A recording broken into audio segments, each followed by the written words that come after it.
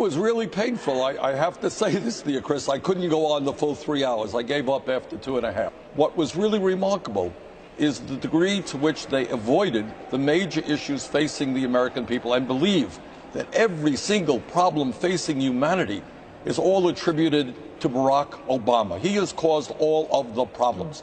We seem to have forgotten that when Bush left office, 800,000 people were losing their jobs every single month. The world's financial system was on the verge of collapse, and our deficit was a record-breaking $1.4 trillion.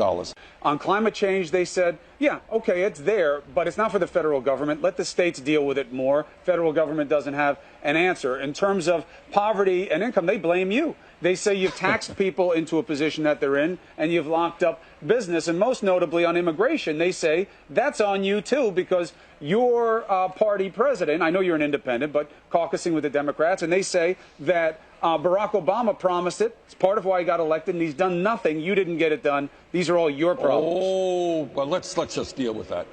First of all, they do not believe. I mean, let's be frank. They do not believe in comprehensive immigration reform, and that's why the House of Representatives have not taken up the comprehensive immigration reform passed by the Democrats in a bipartisan way, I should say, in the Senate. We did it. In terms of climate change, no, Chris, I did not hear anybody say, oh, this is a planetary crisis. We have got to do something. Really, the federal government should not do something? No scientist that I know believes that. What they think is if we don't act now, the bad situation will become much worse in later years. In terms of childhood poverty, I didn't hear a word about the need to address the fact that 40% of African-American kids in this country are living in poverty, nor did I hear a word, by the way, about racial justice in this country. The candidates, as you know, Senator, went after each other somewhat last night, and they also went after Hillary Clinton, and they took sort of a side swipe at you in the process. Let me play for you what Bobby Jindal said. Hillary Clinton is gift-wrapping this election to us. They are running their weakest candidate. They've got a socialist that is gaining on Hillary Clinton. Folks, you can't make that up. A socialist is doing well in the Democratic primary.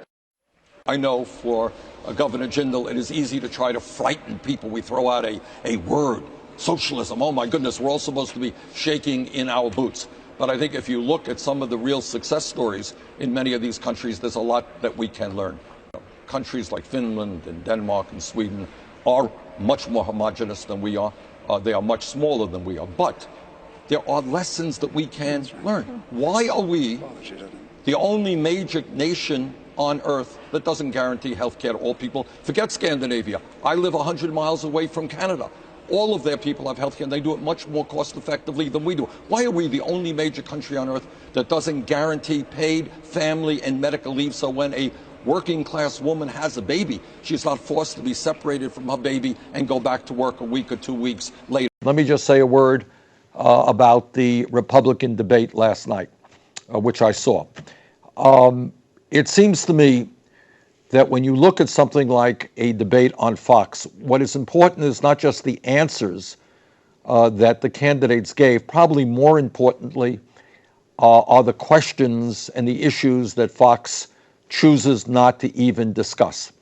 When you have virtually the entire scientific community telling us that climate change is the great global environmental crisis that we face, rather amazing to me, Fox did not have one question on climate change, perhaps to avoid the candidates' embarrassment of being folks who refuse to even acknowledge the reality of climate change.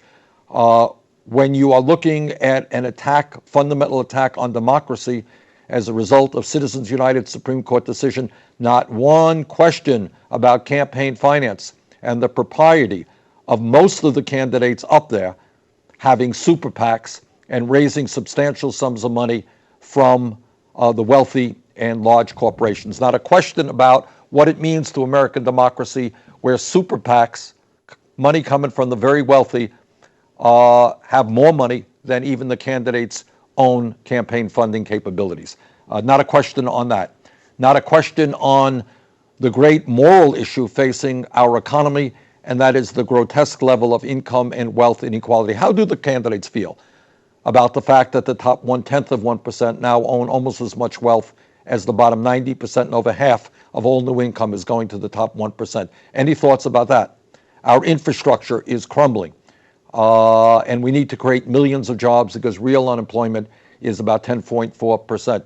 Not a question on that. So what interested me is not so much the answers, although the answers were pretty scary. It was the questions that Fox chooses not to ask.